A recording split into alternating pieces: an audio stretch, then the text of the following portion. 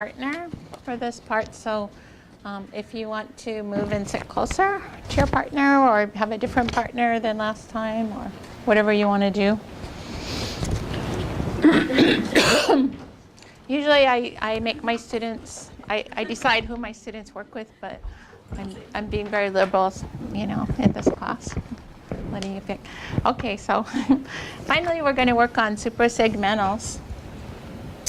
And you're not going to be teaching suprasegmentals for your micro-teaching because suprasegmentals are covered in another class, I think in 420. So how many of you are taking 420 right now? Yeah, and have you started your unit on pronunciation yet in 420? Yeah?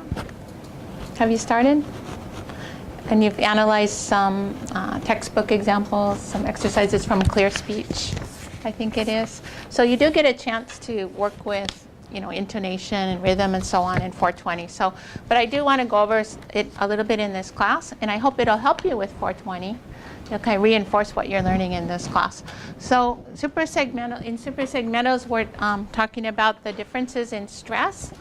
And stress can be thought of as being made up of all these different elements, such as loudness, you know, that stressed words or stressed syllables are louder, right, than other words. Or they're spoken with more force, right? Or they're longer.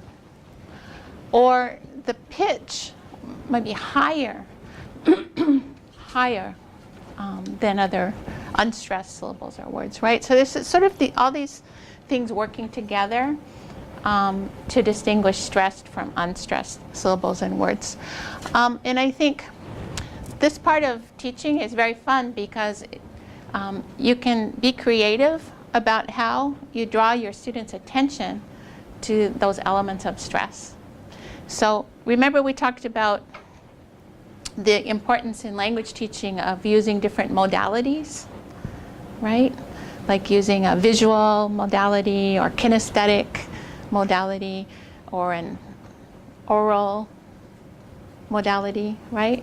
So this is one of those instances where you can use different modalities to call students' attention to something that they might not otherwise notice because they might only be hearing it and their attention may not be going to that element of stress. So you can use these different modalities and you can use different semiotic resources.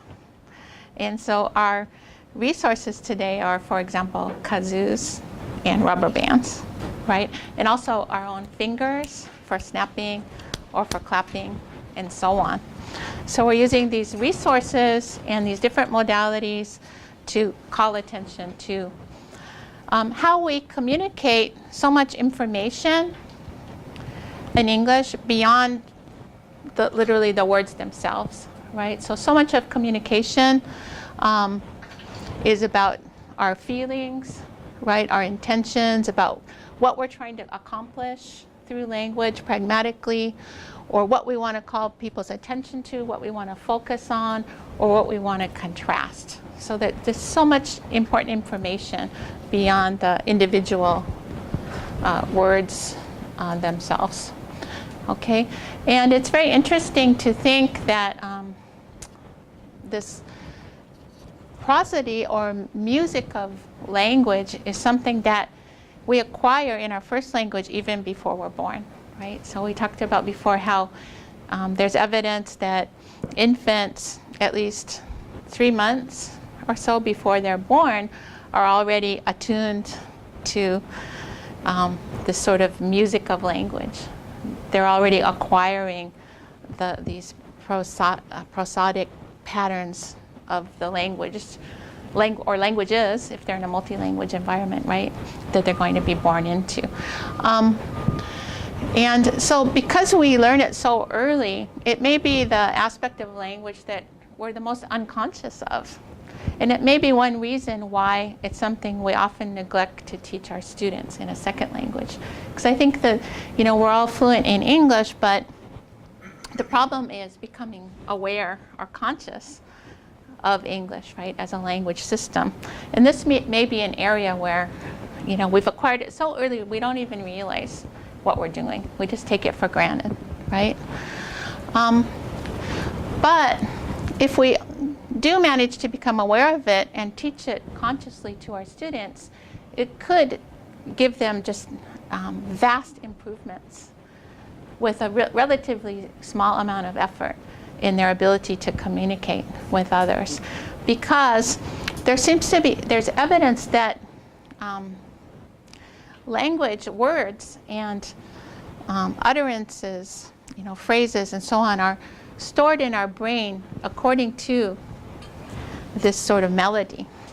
That when we're acquiring them, we store those pieces of language in our brains. We sort of, you could say we categorize them by their patterns, their intonation patterns.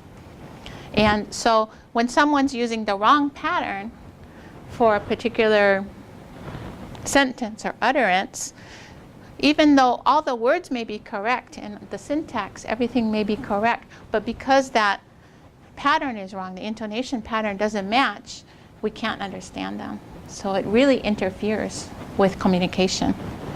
Yeah? And yet it's something we could teach, and it could really help people improve quickly, right? Okay, so let's practice. So we're going to be using kazoos. We're going to be kind of doing, like, I think of it like air guitar, but it's like air contours, It's an easy way to teach intonation patterns. Rubber bands, contour lines, drawing on the whiteboard, clapping, snapping your fingers, of course using symbols, dots, larger fonts, bold, and etc. to call these elements to our students' attention. Okay, so everybody please listen.